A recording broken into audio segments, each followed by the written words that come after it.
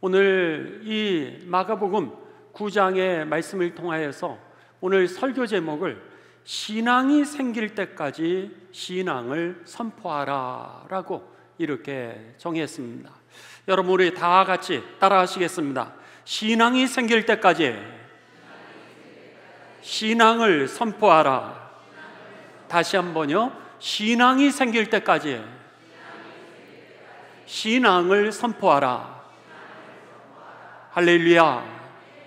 신앙이 생길 때까지 신앙을 선포할 때에 여러분, 우리들의 그 작은 믿음이 오늘 큰 믿음으로 변화되는 것을 경험하게 되시기를 주님의 이름으로 축원합니다. 이 표어는 감리교의 그 시작이었던 존 웨슬리 목사님이 이제 모라비안 공동체에 있었던 한 형제 벨로라고 하는 형제를 만나게 됩니다. 그런데 성공의 목회자였던 이 요한 웨슬리 목사님은 미국으로 선교까지 다녀왔습니다. 그렇지만은 미국에서 그의 일기를 보면 나는 실패했다 그랬습니다. 2년 동안 그가 헌신하여서 선교를 했는데 그의 일기의 내용은 2년의 나의 선교는 실패였다라고 그렇게 기록을 합니다. 그리고 나서 상한 마음을 가지고 또 상심한 마음을 가지고 그가 영국으로 돌아오게 됩니다. 영국에 돌아와 있는 동안에 이 독일에 있었던 이 빌러라고 하는 이 모라비안 공동체의 형제가 웨슬리 목사님을 방문을 하게 되었습니다. 그랬는데 그가 웨슬리 목사님을 여러 번 만나는데 그의 마음 가운데 이런 생각이 들었습니다. 그는 목회자임에도 불구하고 불신앙의 상태에 있고 더 나아가서 그에게는 목회자로서 믿음이 필요하다라고 하는 것을 느끼게 되었습니다.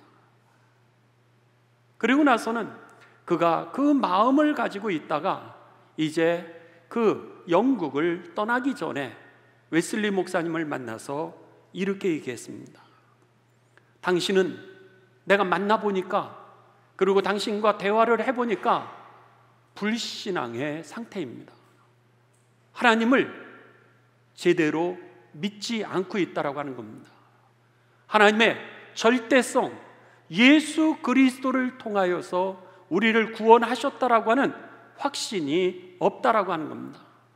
당신은 내가 목사로 보니까 목사인데도 불구하고 오늘 불신앙의 상태에 있고 그리고 당신에게는 믿음이 필요합니다. 이렇게 하고 그가요 이제 미국의 선교를 떠나게 됩니다. 웨슬리 목사님은 그의 일기에 이것을 기록하면서 신앙이 생길 때까지 신앙을 선포하라고 하는 이 빌로 그 모라비안 형제의 이야기를 기억합니다. 빌로는 떠나기 전에 당신은 불신앙의 상태에 있었고 그리고 더 나아가 당신에게는 믿음이 필요합니다라 그러면서 떠나면서 마지막으로 했던 이야기 중에 하나가 뭐냐면 신앙이 생길 때까지 당신은 신앙을 선포하십시오. 이렇게 조언을 해주고 간 거예요. 웨슬리 목사님은 그가 떠났는데도 불구하고 그의 말이 그의 마음을 치게 됩니다. 여러분들은 어떠십니까? 다른 사람하고 얘기했을 때 다른 사람들이 여러분들이 장로님이십니다. 여러분이 권사님이시고 여러분이 집사님이시고 여러분이 선생님이시고 여러분이 찬양대원이고 그리고 여러분이 교회에 한 주도 빠짐없이 그렇게 예배를 드리는 성도입니다. 그랬는데 다른 사람하고 얘기했을 때 다른 사람이 느끼는 영적인 감정은 영적인 느낌은 뭐냐면 이 사람은 불신앙의 상태에 있구나. 이 사람에게는 믿음이 필요하구나. 혹시나 여러분 우리들의 믿음의 상태가 그런 믿음이 아닐까라고 하는 겁니다.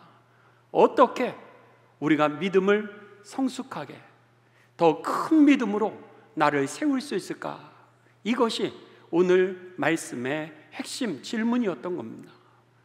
여러분, 오늘 이 벨로, 이 모라비안 공동체의 형제가 웨슬리 목사님에게 권면해 준 것처럼 오늘 신앙이 생길 때까지 신앙을 선포하십시오.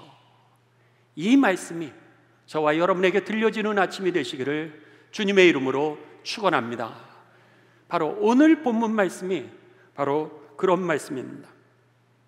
오늘 본문 말씀 마가복음 이 9장 14절부터 29절 가운데 우리들이 한 부분 23절부터 27절까지를 읽은 겁니다. 마가복음 이 9장 14절부터의 말씀은 예수님께서 이제 산에서 내려오셨습니다.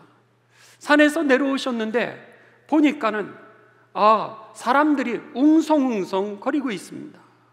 보니까 한 귀신 들린 아이의 아버지가 예수님의 제자들에게 찾아왔던 겁니다.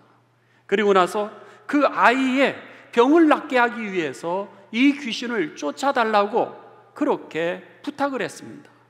그랬는데 제자들이 그에게 그 아이의 귀신을 쫓아내지를 못했습니다. 그렇게 되자 거기에 있었던 예수님을 믿지 않고 있었던 한 서기관은 예수님의 제자들을 갖다가 조롱했습니다. 거 봐라, 무슨 예수를 따르는 자들이 무슨 이런 믿음도 없으면서 무슨 귀신을 쫓아내냐.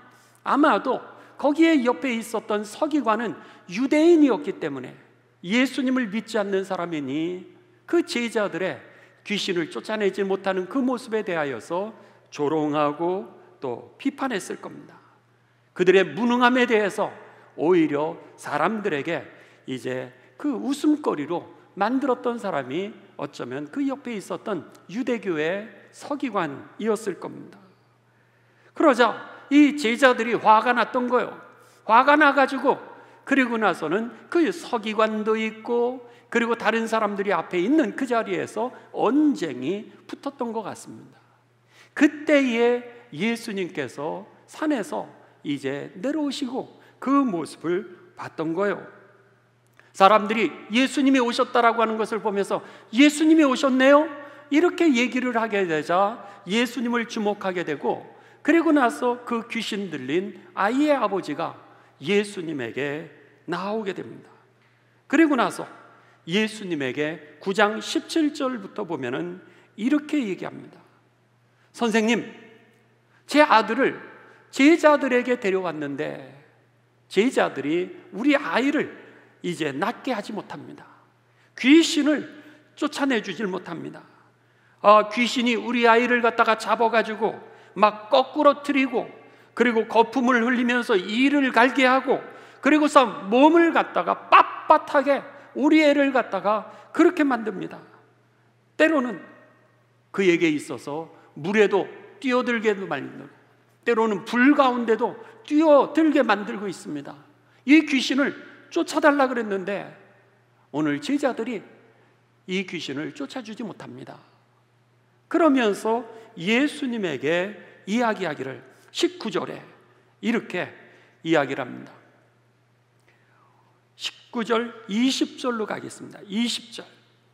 20절에 예수님의 이게 나와서 그가 이렇게 얘기합니다.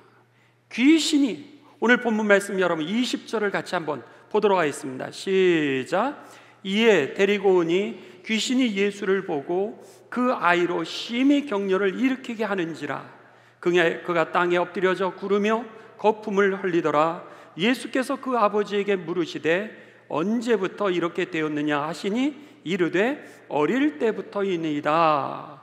그러자 예수님께 그가 이 상태를 보고한 이후에 22절에 이렇게 부탁합니다.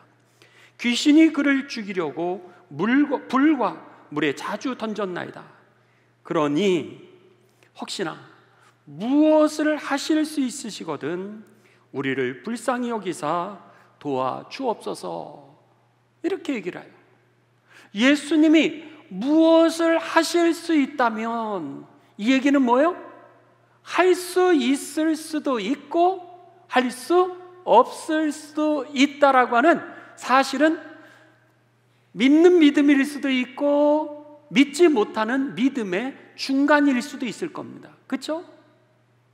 예수님 앞에 나왔으면서도 불구하고 할 수 있다면, 이런 얘기는 조건부 믿음이었던 거예요. 하실 수 있으면 내가 믿겠고, 하실 수 없으면 많은 거고, 원래 능력이 없는 거고, 어쩌면 믿음이 있는 것 같기도 하고, 나온 것은 믿음이 있는 건데 나오지 않은 것은, 또 말하는 것을 들으면은 그는 믿음이 없는 불신앙의 상태인 것을 우리들은 보게 됩니다. 여러분들은 어디에 있습니까? 믿는 신앙의 자리에 있습니까? 아니면 불신앙의 자리에 있습니까? 아니면 조건적인 그 중간 애매한 자리에 오늘 믿음이 있는 것처럼 보이기도 하는데 평상시 대화를 해보면 믿음이 또 없는 거예요. 지금 이 아버지는 믿음과 불신앙과 그 사이에 지금 어쩌면 있는지도 모르겠습니다. 그래서는 무엇을 하실 수 있거든 우리를 불쌍히 여겨주옵소서, 그러면서도 도와주옵소서, 이렇게 예수님에게 부탁합니다. 여러분, 오늘 그의 모습이 어쩌면 우리 모습일 수도 있지만 그럼에도 불구하고 예수님 앞에 나와서 그래도 우리를 불쌍히 여겨주옵소서, 우리를 도와주옵소서, 그 믿음은 있게 되시기를 주님의 이름으로 축원합니다. 오늘 예수님께서 이제 그 아버지의 이야기를 듣습니다. 그리고 나서 23절입니다. 23절에 예수님께서 그에게 이렇게 말씀하십니다. 할 수 있거든이 무슨 말이냐, 그렇게 말씀하시는 거예요. 할 수 있거든이 무슨 말이냐, 믿는 자에게는 능히 하지 못할 일이 없느니라. 이렇게 예수님께서 말씀하시면서 뭐라 그러세요? 그의 불신앙적인 믿음을 예수님이 받아주시면서 하나님은 어떤 분이신지를 가르쳐 주십니다. 하나님은 오늘 모든 것을 하실 수 있는 전능하신 하나님, 할 수 있으신 하나님이심을 믿으시기를 주님의 이름으로 축원합니다. 예수님이 그의 간절한 마음을 받으시면서 그에게 믿음을 가르쳐 주고 계십니다. 어떻게 하나님 앞에 나와야 될지, 무엇이 믿음인지 무엇이 불신앙인지, 이것을 갖다가 예수님이 그에게 가르쳐 주시는데, 하나님은 불가능을 가능하게 하시는 하나님이라는 거예요. 그래서는 믿음의 본질을 예수님이 가르쳐 주십니다. 믿음의 본질은 뭐였어요? 하나님은 불가능을 가능케 하시는 전능하신 하나님이라고 하는 거. 하나님은 모든 것을 하실 수 있는 그 주인이라고 하는 사실을 그에게 가르쳐 주었던 겁니다. 귀신 들린 그 아이의 아버지에게 믿음의 원칙을 가르쳐 줬고, 기도의 원칙을 예수님이 가르쳐 주셨던 겁니다. 그래서 히브리서 기자는 히브리서 11장 6절에 우리들에게 말씀하기를 믿음이 없이는 하나님을 기쁘시게 할 수 없나니 그랬습니다. 믿음이 없이는 하나님을 기쁘시게 할 수도 없고, 하나님께 나아가는 자는 반드시 그가 계신 것을 믿어야 할지니라. 할렐루야. 그래야 하나님 앞에 나간다는 거예요.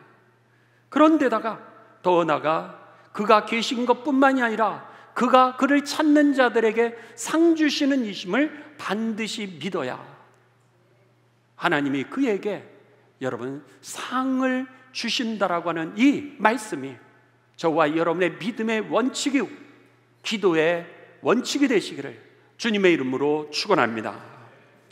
그 말씀을 듣고 이 귀신 들린 아이의 그 아버지가 이번에는 자기의 조건부의 믿음, 애매한 그 믿음을 내려놓게 됩니다. 애매한 그의 믿음을 내려놓고 소리를 치게 되는 것이 이제 그 다음 말씀입니다. 24절 다 같이 봉독하십니다. 시작.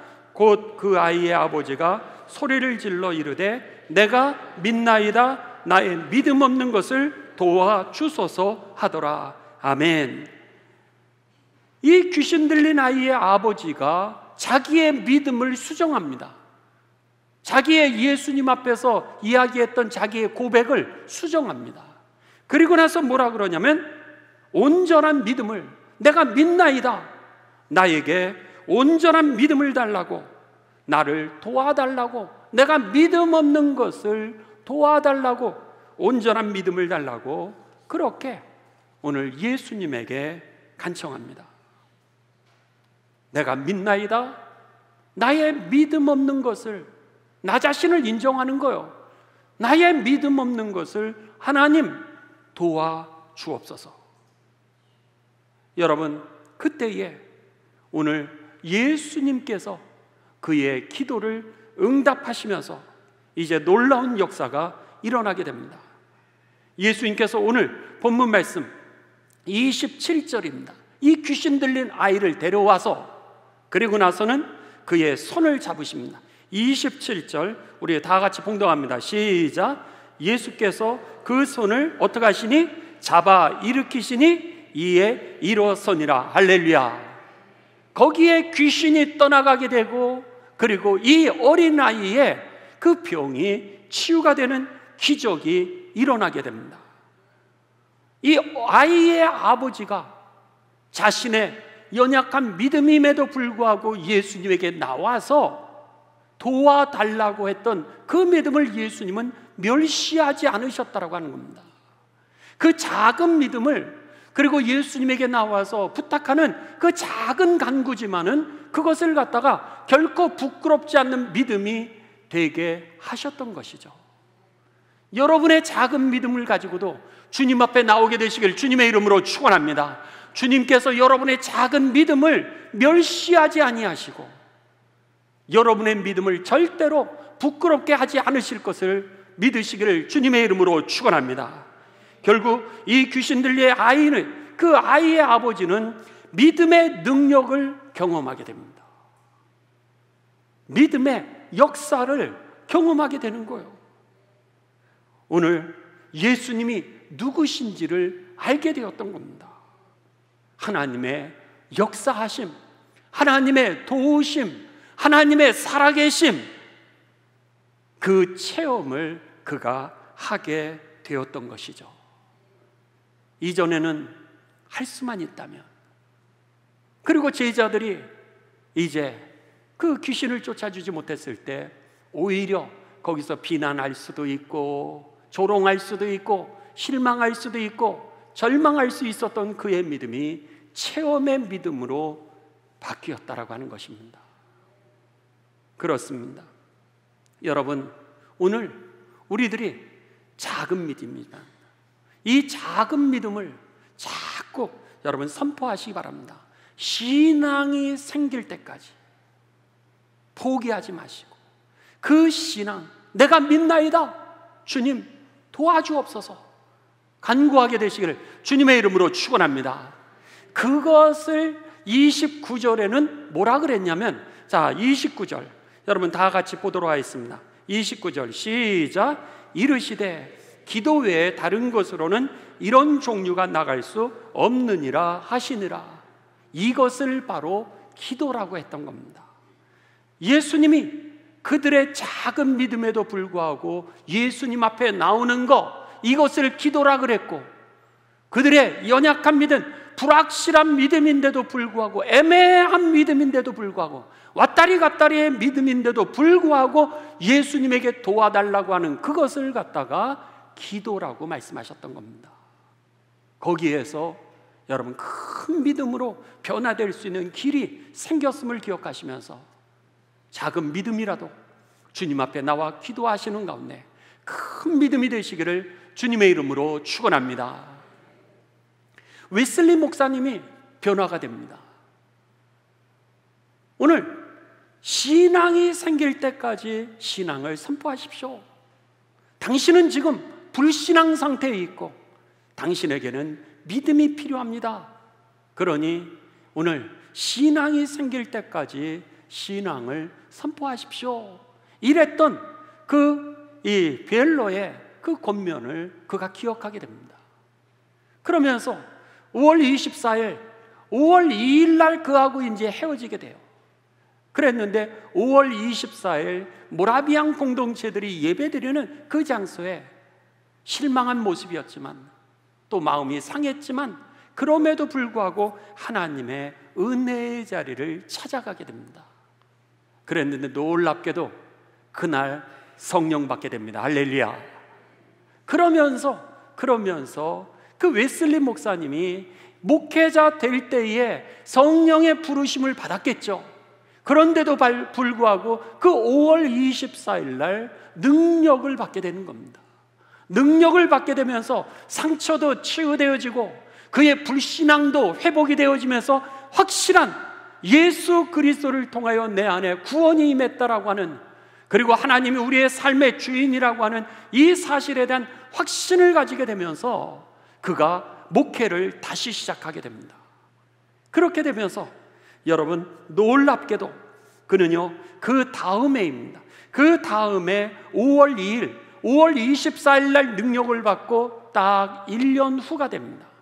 1년 후가 되었을 때 그는, 여러분, 이 성공회에서는 이 안에서만 복음을 전해야 됐습니다. 이 안에서만 설교를 하게끔 돼 있어요. 설교를 교회 밖에서는 절대로 못하게 돼 있습니다. 교회 밖에는 구원이 없다는 거예요. 그랬는데 1년이 지났던 그 1949년 5월 2일 날 그가요, 브리스톨이라고 하는 지역에 가서 광산에 있는 광부에게 야훼 설교를 하게 됩니다. 왜? 주일날 예배를 드리지 못하고 복음의 소식을 듣지 못하고 살아가는 그들을 갖다가 직접 찾아가서 그가 복음을 전하게 되었던 거예요. 성공회에서는 어떻게 돼요? 여러분, 사제직을 박탈당할 수밖에 없었습니다. 사제직을 박탈당함에도 불구하고 저들에게는 복음이 필요하다라고 하는 확신이 있으니까 1년 후에는 그가 야외로 나가서 복음을 전하게 되고, 그리고 나서는 그리고 사제직의 그 목회자의 그 옷을 그가 벗게 되는 거예요. 그래서 영국 성공회에서 이제 추방을 당하게 됩니다. 그렇지만 문제가 없었어요. 복음을 전하는데 문제가 없었어요. 그날 그의 일기를 보면 3,000명이나 몰려들어서 그에게 복음을 받았다라고, 복음의 소식을 들었다라고 그렇게 기록하고 있습니다. 여러분, 그렇습니다. 신앙이 생길 때까지 신앙을 선포하는 것, 작은 발걸음이라도 믿음의 발걸음을 내딛는 것, 부족한 믿음이지만 오늘 하나님 앞에 도와달라고 간구하는 것, 하나님이 그것을 믿음으로 받으시고 그리고 축복해 주셨다라고 하는 것이죠. 여러분, 이번에 이 파리 올림픽 끝났습니다. 7월 21일부터 이제 8월 21일까지 근 한 달, 8월 17일경에 끝났죠.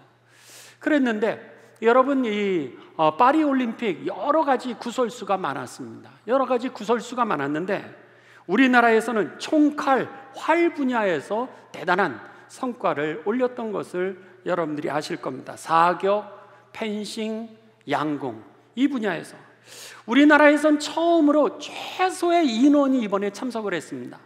144명만이 참석을 했는데 12년 만에 최대의 성과를 거두었던 그런 아주 훌륭한 올림픽 게임이었습니다.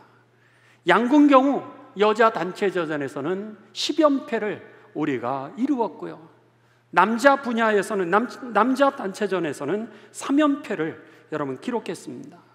그런데다가 김시우와 임시연은 3관왕에 올라서 양궁의 그 강국으로서의 위상을 우리들이 드높였던 그런 이 올림픽이었죠. 그런데 이렇게 화려한 올림픽의 성과를 얻은 선수들도 있었지만은 여러분, 또 하나의 해프닝이 있었는데 그게 뭐냐면 이 아프리카 차드라고 하는 국가, 우리 조윤진 선생님이 오윤진 선생님이 가서 지금 섬기고 있죠. 이 차드라고 하는 아프리카의 가장 가난한 국가 중에 하나였던 양궁 선수 이스라엘 마다예라고 하는 그런 선수입니다. 그가 남자 양궁 64강에서 우리나라의 김우진 선수를 만나게 되어서 이제 거기에서 그가 활을 쏘게 됩니다. 그랬는데 그 활을 쏘면서 몇 점이 나오게 되냐면 1점이 나오게 됩니다. 국가대표로 이 올림픽에 참여를 했으면 10점짜리 활을 쏘게 돼 있는데 관역에 10점을 맞춰야 되는데 1점은 관역의 하얀 부분, 거기에 맞추는 사람은 없습니다. 그런데 이 이스라엘 마다예라고 하는 선수가 그 화살을 쐈는데 거기에 1점짜리 자리에다가 화살을 쏘게 됩니다. 한번 여러분 이 사진을 한번 보시죠.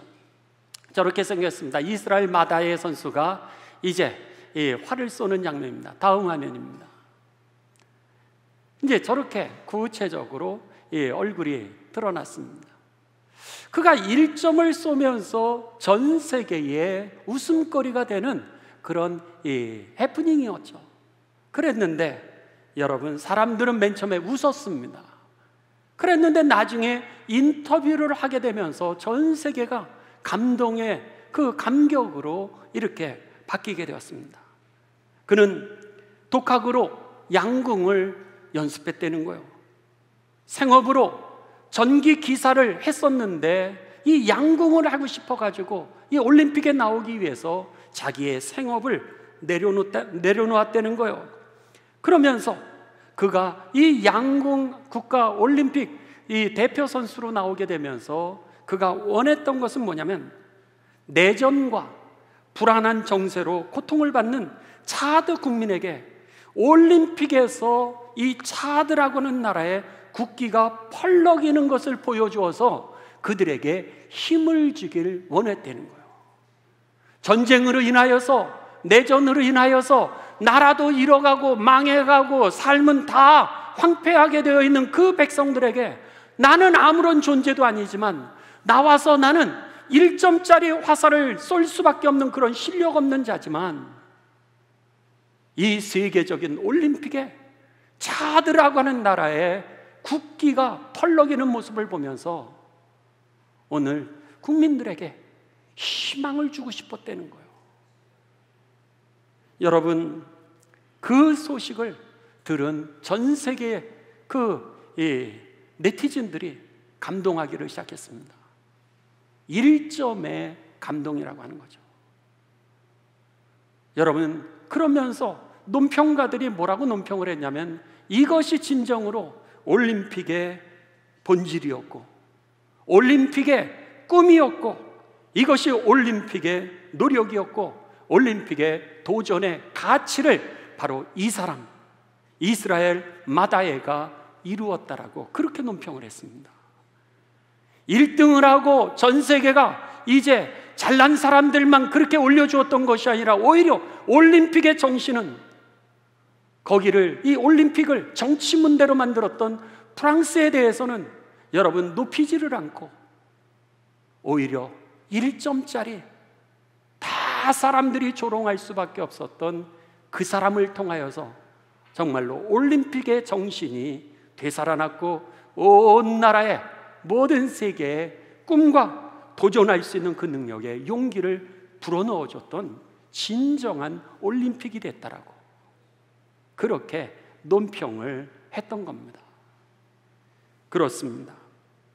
여러분, 우리들의 부족한 믿음, 우리들의 작은 헌신, 여러분 큰 믿음으로 하나님이 세우실 것을 믿으시기를 주님의 이름으로 축원합니다. 큰 하나님의 역사로 쓰실 것을 믿으시기를 주님의 이름으로 축원합니다. 우리의 작은 사랑이 여러분 큰 사랑으로 변화됩니다. 그러기에 예수님이 뭐라 그러셨어요? 선을 행하다가 낙심하지 말라는 거예요. 사랑을 하되 끝까지 사랑하라는 거예요. 오늘 우리들의 작은 사랑인데 그 사랑이 큰 사랑을 일으킨다라고 하는 겁니다. 오늘 우리들의 작은 믿음이 큰 역사를 일으키게 될 것을 믿으시길 주님의 이름으로 축원합니다. 그 차드의 궁사 이스라엘 마다의 작은 1점이 민족 전체를 세계에 집중하는 나라로 만들었을 뿐만 아니라 국민에게 희망을 주는 역사가 된 것처럼, 여러분, 우리들의 그 작은 믿음, 신앙이 생길 때까지 여러분 신앙을 선포하시는 가운데 오늘 하나님의 나라를 위하여, 이 땅의 축복을 위하여, 그리고 많은 영혼 구원하는 축복의 통로가 되시기를 주님의 이름으로 축원합니다.